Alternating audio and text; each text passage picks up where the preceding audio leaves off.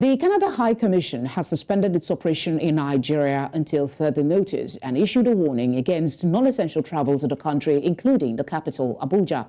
This follows an explosion at the High Commission's diesel power generator on Monday, leaving 2 people dead and injuring 2 others. The Commission blamed the decision on what it described as the unpredictable security situation throughout the country and the significant risk of terrorism, crime, intercommunal clashes, armed attacks and kidnappings.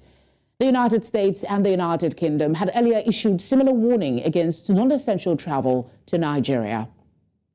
In the meantime, the federal government has reacted. It says there is no cause for alarm over the recent travel warning issued by the United States, urging citizens to reconsider travel to Nigeria due to security concerns. The government said it has taken adequate measures to ensure the safety and well-being of all Nigerians and visitors to the country. In his remarks during an interaction with journalists in Abuja on Monday, the Minister of Information and National Orientation, Mohammed Idris, reaffirmed President Bola Tinubu's commitment to secure the country from all threats. He noted that the security and intelligence agencies have been working tirelessly to foil and neutralize the activities of bandits and terrorists in various parts of the country. He cautioned the U.S. authorities against generalizing isolated security incidents across the entire hospitality industry, saying doing such generates panic and undermines investment. To discuss this, we're joined by Katch Ononuju, Director General, Heritage Center. It's good to see you. Thank you very much for giving us your time. 3 different countries, all bringing up a suspension of operations and saying, talking about threats, security threats, and giving travel advisory against coming to Nigeria. What do you think this means, really? Well, you will know there's a history to this. Every time the U.S.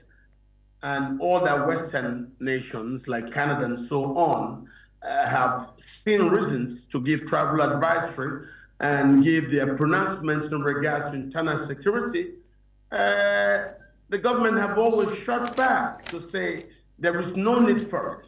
And yet, when you properly investigate, you'll see that the Nigerian people decide are wrong.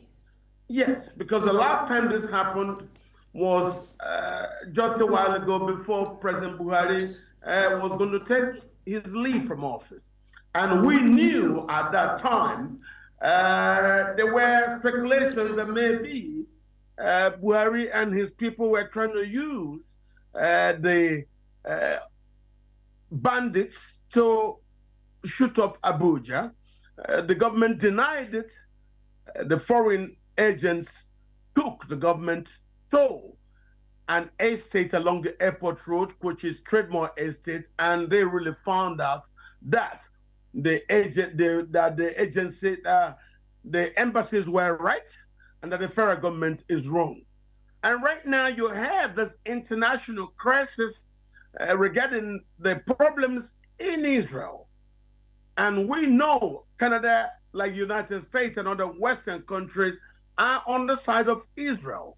And we know in Nigeria, there are people who are just not properly placed that could just cause anything. But we're not putting anything to this. All we will say is that those foreign nations seem to know more about the internal security challenges of Nigeria than the Nigerian government has always been available to speak the truth to. The difference now is it was under Buhari's administration where the government actively promoted terrorism. But under the Tinubu administration, which I believe doesn't seem to share the same objectives as Buhari, who actually had his own support for the Fulani bandits, whom the court mentioned as terrorists.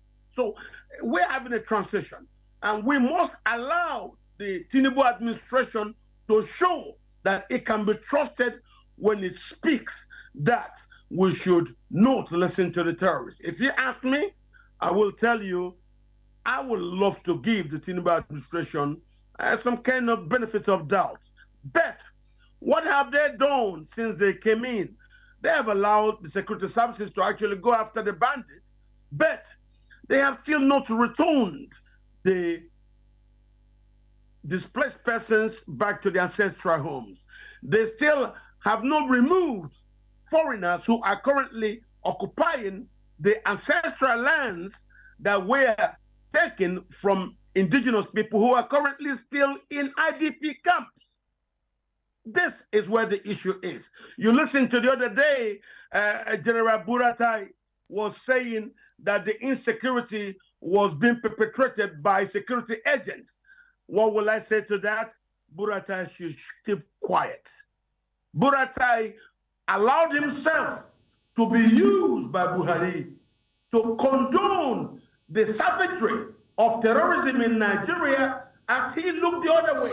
Katch, if you can hear me, I'm trying to interject so to get you, let's see if we can focus and get this conversation and narrow it down a little to specifics. I want you to, the response of the Nigerian government has said, don't panic, there is no cause for alarm, we're securing, and you're giving them the benefit of doubt, so to speak. But then again, these are foreign countries. What shouldn't it be maybe a question of a sort of a relationship between Nigeria and these diplomatic missions in Nigeria to find out what the security threats are? Or is it enough for the government to say, it's safe, don't worry? It is not enough for the government of Nigeria to say it is safe. That was why I was trying to tell you that we are in transition. It was never enough for the Buhari administration to tell you and you then will believe them. So because we now have the Tinubu administration, we will still need to give them that benefit of doubt in believing that they may not have the same objectives. And that's why I was going back to what Buratai was saying 3 days ago. But I want to give the government the benefit of doubt. But then you cannot blame the foreign missions because of our recent experiences. What I am saying is a lot of people who should make sure these things don't happen kept quiet, looked the other way, stayed hands, and there was insecurity across the country. So let us watch the Tinubu administration. Is it going to be different from the Buhari administration? All we have to just to do is wait and watch. You cannot blame the foreign missions because, as I was trying to tell you before you cut me down, I said General Buratai worked with Buhari and they looked the other way while insecurity raged. So let us see if President Tinubu has new people who are not as corruptly tied into the insecurity as General Buratai was. So don't listen to Buratai's words. But I want to give the benefit of doubt to Tinubu and those that he has appointed, that they will be very different from those who work with President Buhari. So at the end of the day, you are now looking at same country, but new government is telling you, take our words when we say so. And while we're giving the government of Tinubu some benefit of doubt, what about the citizens? What precautionary measures would you advise for them to take while they are keeping faith that what the government is saying is true, that they are safe in their own country, especially as we go into the festive season? Well, I will want to tell you, as in everything with politicians, do not take their rhetoric seriously. Take their actions. Judge them by their actions. And that's why I tell you, from the things I have seen, I am willing to give the Tinubu administration some benefit of doubt. But when you look at it, it's the same security setup, the same group of people, you have to be careful to be sure.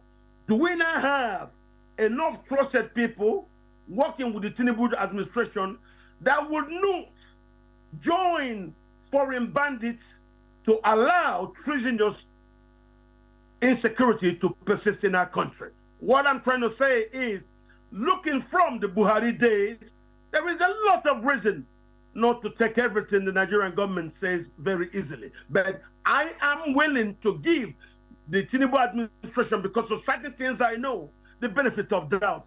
You cannot tell that to foreign missions because they seem to have better equipment at detecting security in this country. Don't forget. Is any possible impact, Katch? Sorry to keep interjecting, but we need to just get some facts from you as well. Is it possible that this temporary suspension of activities at the Canadian High Commission could have any impact in the diplomatic relations between Canada and Nigeria? As briefly as you can, sir. Yes, instantly, because of the closure of that diplomatic and all consular services, you cannot function. Of course, Nigerians who say they want to travel to Canada cannot be attended to. Not only Nigeria and the neighboring countries where Canada do not have such consular services who rely on Nigeria cannot get attended to. Yes, it will impact upon Nigerians. It will impact also the relationship with the Nigerian government. But what I'm telling you is we are in a transition. You cannot blame the foreign missions because of their immediate experience with the Buhari administration that actively participated to promote insecurity in Nigeria. I wish we had more time. Thank you for speaking with us. We appreciate it. Thank you for having me.